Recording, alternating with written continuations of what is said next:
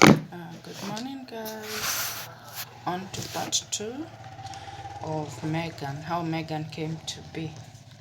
So here I am diagnosed with diabetes.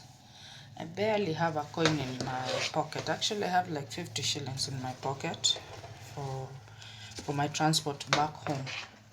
But at this point, when I was diagnosed, I was admitted and given some water drip. So I'm trying to contact Mr. Y. He's not available. He's not communicating. I have to change my diet immediately. All I have in the house is what I've been used to, the normal rice, normal maize flour. I have nothing to cope with diabetes. So I go back to the house, and that night I don't take anything because I'm wondering, what should I take? Even I can't take, I'm puking a lot. Even the water that I'm taking, I'm puking. So at the hospital, I forgot to say, they told me now that I'm diagnosed with diabetes and I'm pregnant. Now this is considered a high risk pregnancy. So they immediately booked me on the special clinics, which I had to go every Monday.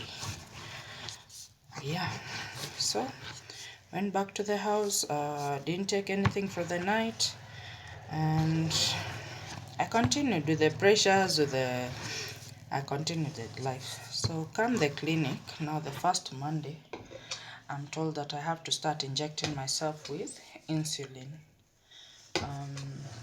I saw this as an extreme measure because once you go to insulin, you never go back. So I seek a second opinion.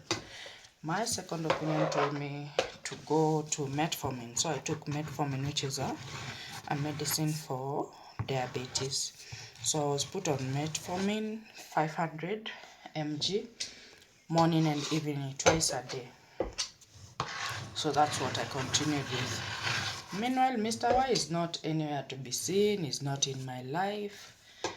He's not present in anything I'm doing. So we go through the first trimester, we finish up, we go until we get to 6 months. Still on metformin, on folic, on anything a pregnant lady takes when she's pregnant. So come to 6 months, I go to my 6-month scan to determine the sex of the baby so that I can start buying what I need. They say that her legs are not placed well, so we can't tell the sex. We go back home, stay until the 7th month. Go back in, they check the heartbeat of the baby. The heartbeat is not found. Now this is where everything starts. This is where I notice everything is not okay with my pregnancy. At 7 months, the heartbeat is not found. So I'm told to go to this hospital, to this micro lab at a building known as Sinendet, to go and have a scan and determine why the heartbeat is not being heard.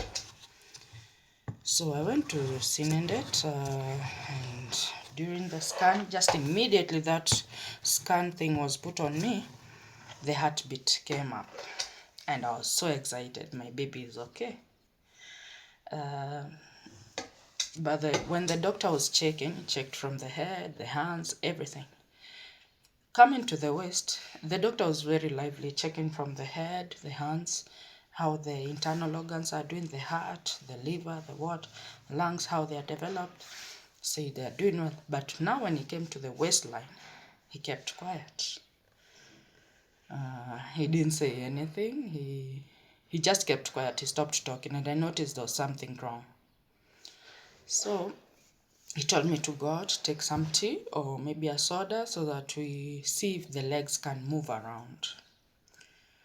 I went, took some soda, came back. We started the scan again. The head, the hands, the organs are well. At the waist, there's nothing visible below the waist. But he didn't tell me that.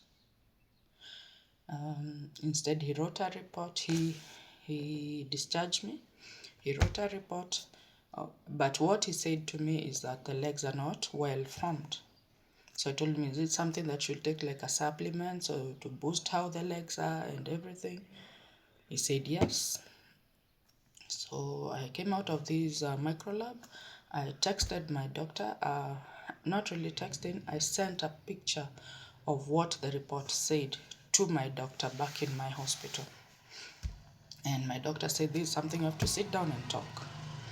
I didn't know what to expect. He just said that, but to me, I knew the legs are not okay. There's a supplement I'm supposed to take, and the baby will be fine.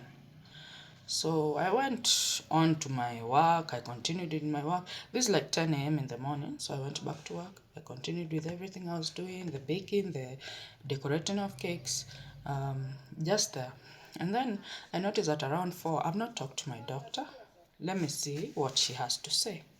So I called my doctor and told her, you've not said anything to me, but you've not said anything to me. So what is it? We have to sit down and talk. No, I've waited long enough. Just tell me what it is. At this point, she told me my baby is not okay. The legs are not there. They are not visible. And at this point in pregnancy, it's late. The legs will not grow, will not come up. So there's nothing visible below the waist. I'd sent this report also to my sister in Nairobi. My sister stays in Nairobi. And immediately she got this report. I think it was around 3, 4 there also. She took her husband, they took their car, and they came to Kericho. I broke down at this point and I went back to the house, back for part 3.